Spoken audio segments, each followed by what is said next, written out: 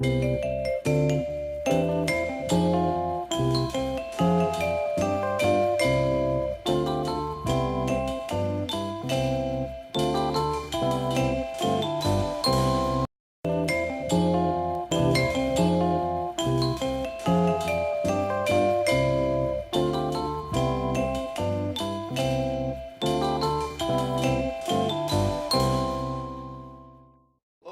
to What to Watch with Your Popcorn. I'm Dave. And I am Rob. And tonight we'll be reviewing the movie Darkman from 1990. Darkman from director Sam Rami came after he had done the first two Evil Dead films, but before he did the Spider-Man trilogy. The story is a scientist named Peyton Westlake is trying to create synthetic skin for burn victims. When his lawyer girlfriend has information about a developer's illegal activities, the developer sends gangsters to their home, which is also his lab, and they blow up the whole place and severely burning him. Now known as Darkman, he decides to get revenge on the gangsters who did this to him and try and reconnect with his girlfriend. Okay, Dave, what were your thoughts on Darkman?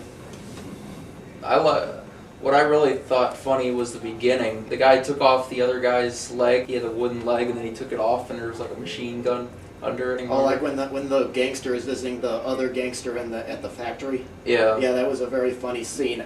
Yeah. The thing that struck me about Darkman was this movie seems like it would have been like based off of a comic book, like the first issue where it explains the origin of Darkman. Weird thing was, this wasn't originally based on a comic books. It was based on an original idea that Sam Rami had, and I think later it did become a comic book, so it was a very interesting film. Now, this movie came out in 1990, and up until a few weeks ago, I never really heard of it. Have you? I saw it when it first came out on DVD. Or VHS, long time ago. Yeah, I've never heard of it, so when I found out it was from 1990, I was afraid that it was going to look dated, but the weird thing was, I didn't think it did. I thought it seemed like it went very well. There was nothing that really struck out at me like, oh, that's so 90s or so 80s. I felt like it could just be done as a film now, and the problem I had with this film was it could be a little bit over the top and comical, and I think there were times I wasn't sure if it was supposed to be a comedy or a serious thriller, but it was definitely a much fun picture.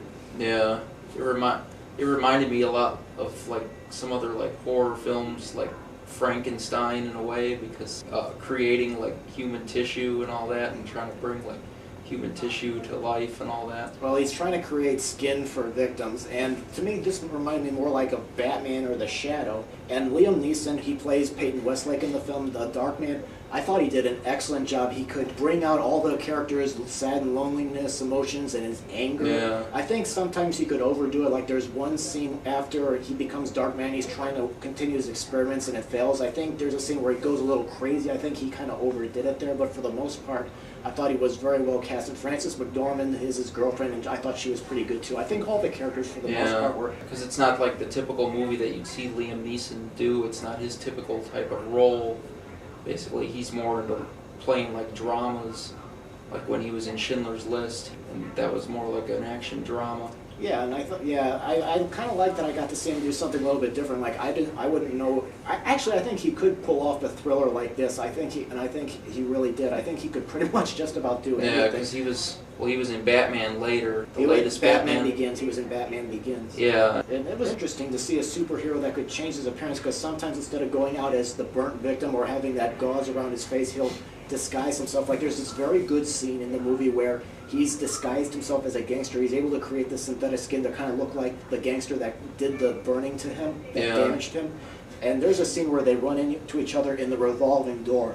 And the way Sam Raimi shot it, you can't tell whether who is the right one. He kind of confuses the audience, and I thought that really added to the fun of it. And also, Sam Raimi has some nice shots where it looks like you're looking through a funhouse mirror, because sometimes the characters are a bit distorted. And all this. I mean, I don't really know if I would say this is Sam Raimi's best. There were some things in this movie I wasn't sure if they quite worked.